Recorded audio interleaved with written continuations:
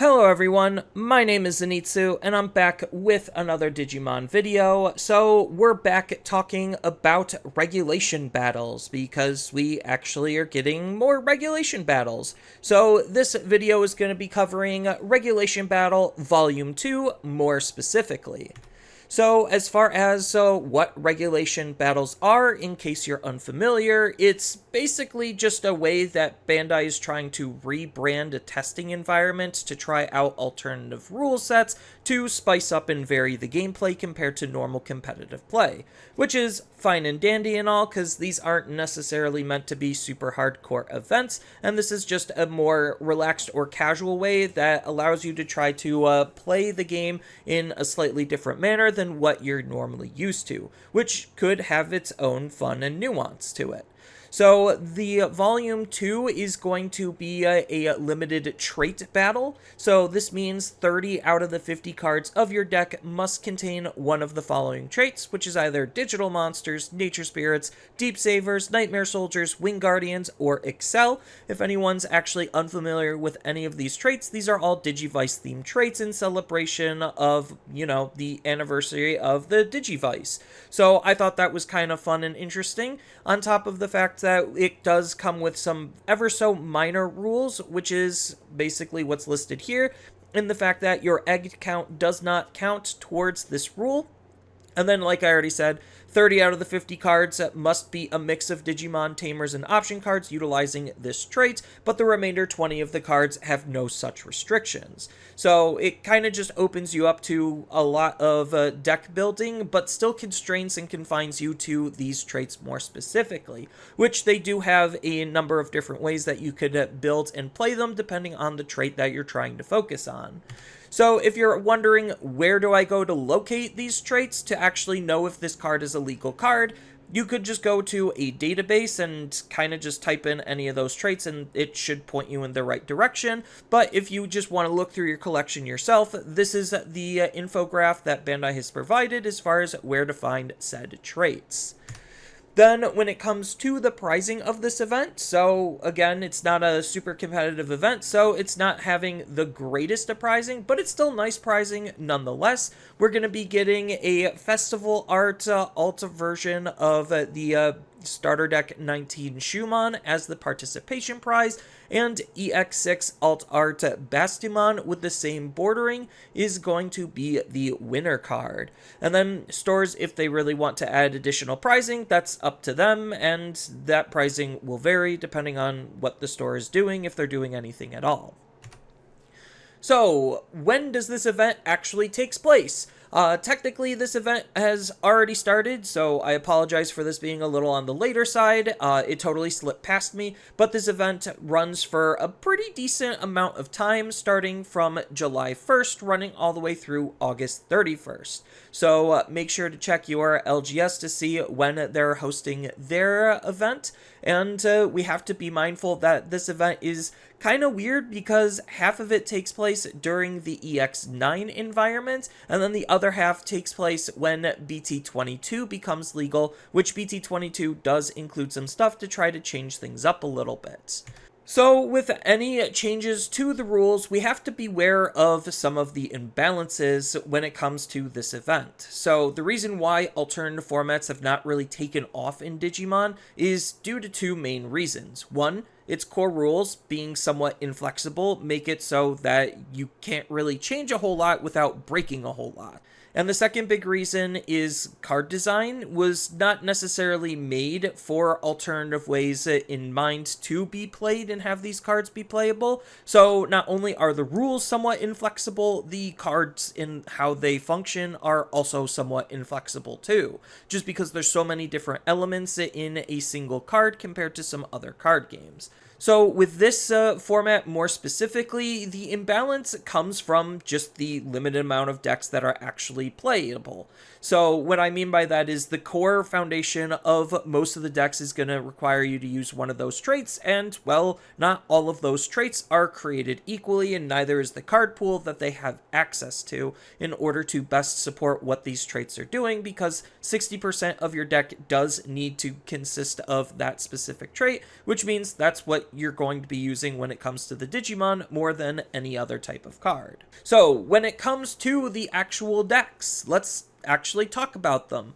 So we already know that these are the legal traits, and well, we're going to be building decks around them. So Nature Spirits, Deep Savers, Nightmare Soldiers, and Wind Guardians all are relatively similar in terms of their overall play patterns, where they're going to be DNA-based decks, where you're going to get up into a level 6, and then hard play either a level 5 or a level 6, and then DNA into your level 7, and they all kind of do it in some slightly different ways. When it comes to XL, it's doing something similar. It is just a level 7 DNA-based deck, and DM is the only one out of all of these traits that actually has some decent flexibility in terms of the different ways that we could approach how to build the deck, because the DM trait is on a lot of cards and they're not specifically locked to the specific number that they're going to be interacting with. Some are more than others, but we do have flexibility on how DM is going to be playing. So as a result, what are some of the standout decks that are going to be playable in terms of base core shells?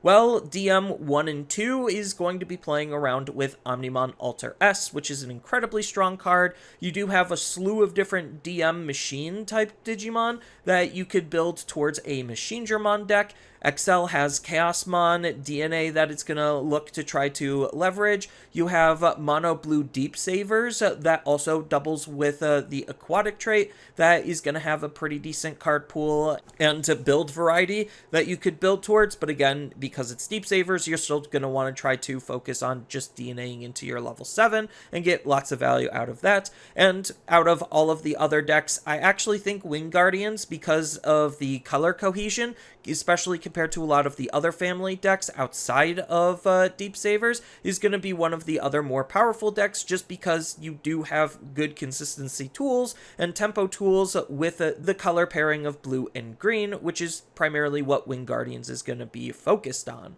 So I think that these are going to be some of the more standout decks, and obviously there's still a lot of variety past what is here for you to explore, but this is just a good starting or foundation to kind of understand what some of the, by default, best decks are going to be. So in terms of what does BT22 actually add when it comes out, well, it's just a couple of new DM cards. So it's going to spice up and make a couple of different DM stuff a little bit more expansive, so that way you have more tools to play with, but it's still DM at the end of the day. And I think that these cards are going to be strong at being able to increase the power of DM for this format specifically, especially with all of the different cards that you could play with DM and the supporting cards that are going to be interacting with the wide variety of DM cards that we have. And as I already mentioned before, we do have the Omnimon stuff that we could be playing around with, and Nokia in BT22 does help support Omnimon as a whole. And similarly to that sentiment, Yao to a lesser extent is interacting with aquatics and sea animals, which is most of what Deep Savers is, so by extension you could kind of use Yao and some of her new tools in combination with Deep Savers to make a Yao Deep Savers deck legal for the event to spice up what Deep Savers is capable of, increasing the pool of cards that it has to work with and vary its builds. And I think that's going to be one of the biggest deciding factors, is the fact that you have your core initial build, and what you're able to do outside of that will help determine the strength of the overall deck. So, what is the key to success? Well, it's going to be fairly simple and straightforward. You just want to make sure that your deck reaches the base deck building requirements when it comes to what to play in this event, which is a pretty standard and default thing to say. But when it comes to just finding some other things outside of understanding what your win con is and putting the best cards in your deck to support said win con, you're going to want to try to fill up your deck with the most powerful generic cards as you humanly possibly can to fill in the gaps when it comes to your overall game plan. And sometimes these generic cards can be so strong that they actually could end up being your deck's win con over a more based and simplified win con on that the trait is trying to achieve. So as far as some examples of staples to help you flesh out the deck building process, you do have, well, the delay options, because these are arguably the best options in the entire game. So if your deck can leverage the usage of them and capitalize and maximize on their abilities, then that's going to put you ahead over the decks that don't necessarily have the ability to run them. So it is probably in your best interest to try to keep your deck centered around one, maybe two colors at most, so that way you could actually fill out the rest of your deck with these generic options. And then if you notice that you have room for extra Digimon, well, there's still a slew of really decent other Digimon that you could be running, like Ukomon and Floodgates, because Floodgates are going to be important based on the play patterns that each of these decks is going to take, because one of the more important types of Floodgate is can't reduce play cost. So that way you could try to limit the opponent's actions and to make some of their cards as hard to use as possible, which will just make it easier for you to be able to win the game over them. But depending on the deck, each of the different Floodgates does have its own unique different purpose, and it's up to what deck you're playing to be able to figure out what ones you have access to and what ones you should be running based on what you feel like you're going to be playing against. Then you do have just some hyper generic top end cards that you could be playing if you don't necessarily like your deck's main top end. You could try to focus on making your deck more of a tempo engine to try to lead into a generic top end, and there's just some hyper generic top end cards like Medieval Gallantmon that is just so good. He can basically solo games on his own when it comes to the overall power of what this card is capable of. Then you're just going to want to help your deck with any supporting tamer that could best